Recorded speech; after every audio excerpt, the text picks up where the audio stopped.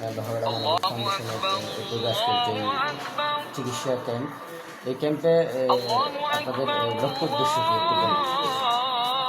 ধন্যবাদ। আজকে আমরা সকাল থেকে লোহাগড়া সাতকানিয়া মানবিক ফাউন্ডেশনের উদ্যোগে ফ্রি চিকিৎসা ক্যাম্প উদ্যোগ নিয়েছি।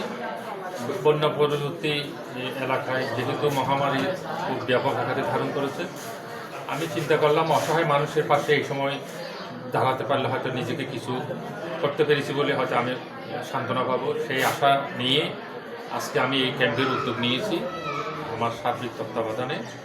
আমি চাই বন্যা পরবর্তী এই এলাকায় মহামারী এবং চর্মরোগের প্রাদুর্ভাব খুব বেড়ে গেছে। আমরা বিগত দিনে অনেক ত্রাণ সামগ্রী দিয়েছি, এখন মানুষের দরকার চিকিৎসা এবং বাসস্থানের। সেই আলোকে সেটা মাথায় রেখে আজকে আমি এই ফ্রি চিকিৎসার উদ্যোগ নিয়েছি লোহাগড়া মানবিক ফাউন্ডেশনের উদ্যোগে। এবং আজকে 3-4 জন ডাক্তার এখানে সকাল 9টা থেকে নিরলসভাবে পরিশ্রম করে সেবা দিয়ে যাচ্ছে রুগীদেরকে। এই পর্যন্ত প্রায় 300-350 মতো রুগী অলরেডি তাদের চিকিৎসা সেবা নিয়েছে।